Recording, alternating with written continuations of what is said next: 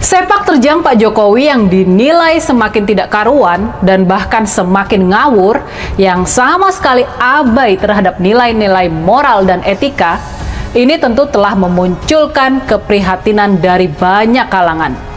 Dari para tokoh agama, dari para intelektual, dari kalangan masyarakat sipil, dari kalangan pengusaha, dari kalangan mahasiswa dan anak muda, serta masih banyak yang lainnya.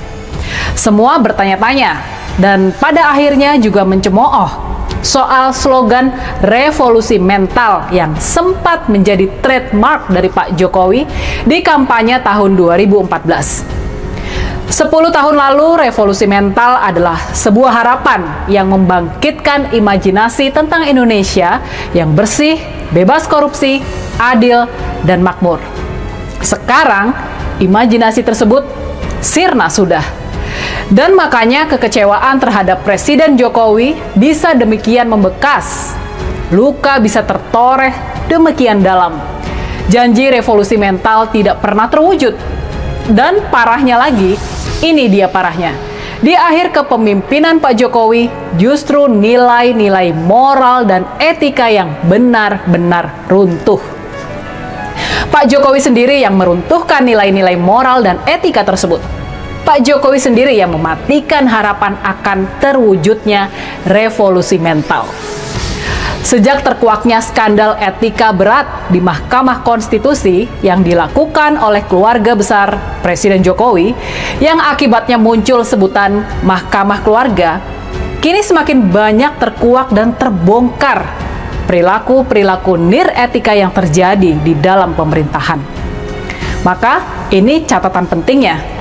Melihat semua kejadian dalam 3 bulan terakhir, melihat sepak terjang keluarga presiden dalam 3 bulan terakhir, kini meledaklah sudah seruan moral itu. Kini meledaklah sudah gerakan moral itu. Kita nggak bisa tinggal diam lagi. Kini semakin banyak pihak yang sudah ikut bersuara keras, dan dengan lantang mereka mengecam Pak Jokowi. Kecaman ini terutama muncul dari masyarakat sipil dan kelas menengah yang sadar dan rasional. Mereka sudah menentukan pilihannya untuk mendukung Ganjar Mahfud. Dan mereka sanggup bergerak sendiri, bergotong royong, pakai uang pribadi, untuk ikut berjuang memenangkan Ganjar Mahfud di waktu yang tersisa ini. Indonesia tanah air pusaka abadi nan jaya. Tadi Pak Jokowi bercerita tentang tidak hanya fisik begitu. Saya justru ingat revolusi mental yang kemudian disebut-sebut oleh Pak Jokowi dalam kampanye kemarin ya. Revolusi mental. Bisa cerita sedikit Pak Jokowi? Iya, ini negara ini harus membangun sebuah karakter keindonesiaannya. Jadi masyarakat harus punya jati diri, dan itu hanya bisa dilakukan kalau kita tahu akar sejarah kita, kalau kita tahu akar budaya kita. Hari Minggu lalu di Jakarta, beberapa tokoh senior penjaga nilai-nilai moral dan etika bangsa ikut berkumpul, ikut menyerukan perlawanan terhadap Pak Jokowi, dan ikut memberikan dukungan kepada Ganjar Mahfud. Dalam acara itu berkumpul tokoh-tokoh sepuh yang sudah sangat senior, yakni Romo Frans Magnisuseno, budayawan dan mantan jurnalis Gunawan Muhammad, aktivis 66 dan pengusaha Sofyan Wanandi, Romo Beni Susetio, dan juga aktivis hak asasi manusia Sandra Moniaga. Mereka hadir di acara deklarasi all out untuk Ganjar Mahfud yang diadakan para alumni SMA-SMA top di Jakarta, para alumni SMA Pangudi Luhur, SMA Teresia, SMA Tarakanita, SMA Kanisius, dan banyak lagi.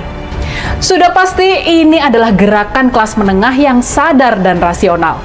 Mereka mampu untuk bergerak secara mandiri. Kesimpulan dari acara di Minggu pagi itu bulat. Mereka satu suara akan bergerak all out memenangkan Ganjar Mahfud. Ini bukan gerakan politik biasa, tapi pada hakikatnya ini adalah gerakan moral.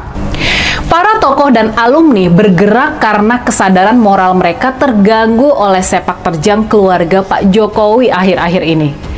Para tokoh dan alumni adalah orang-orang yang ikut memperjuangkan dan memenangkan Pak Jokowi di tahun 2014. Mereka ikut memenangkan Pak Jokowi sebagai presiden rakyat yang pertama.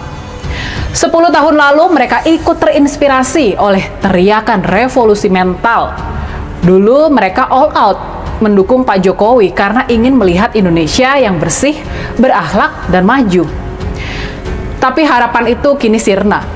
Harapan itu kini bahkan telah dikhianati oleh sang pelontar gerakan revolusi mental itu sendiri. Makanya kekecewaan terhadap Presiden Jokowi sekarang ini bisa demikian membekas. Luka yang tertoreh bisa demikian dalam. Dan perlawanan yang dilakukan niscaya akan benar-benar militan.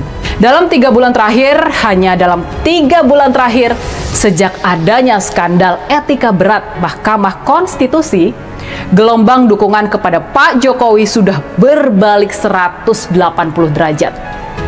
Gelombang dukungan itu sudah berbalik jadi gelombang ketidaksetujuan, gelombang kekecewaan, gelombang kemarahan, dan akhirnya menjelma menjadi gelombang perlawanan.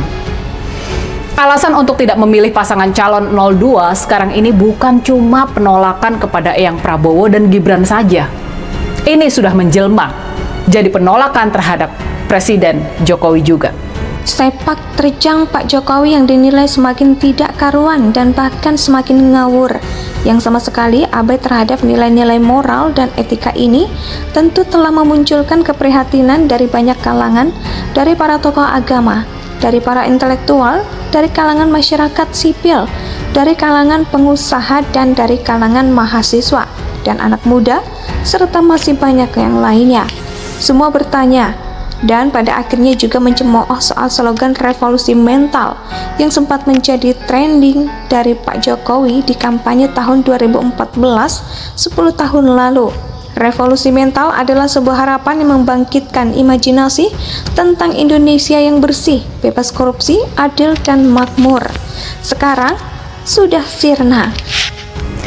Dan semakin hari, gelombang ini terus semakin membesar. 2 minggu menjelang hari pencoblosan pada 14 Februari nanti, gelombang penolakan terhadap Prabowo, Gibran, dan Jokowi semakin membesar. Pantun hajatan rakyat. Ada kucing gondol iwa empal. Aku marah tak lempar sandal. Jokowi maunya revolusi mental, tapi gagal terjungkal-jungkal. Kucingnya kabur, kakinya pincang, ingin terbang tak bisa melayang. Ngakali survei supaya menang, jelas jika menang karena main curang. Indonesia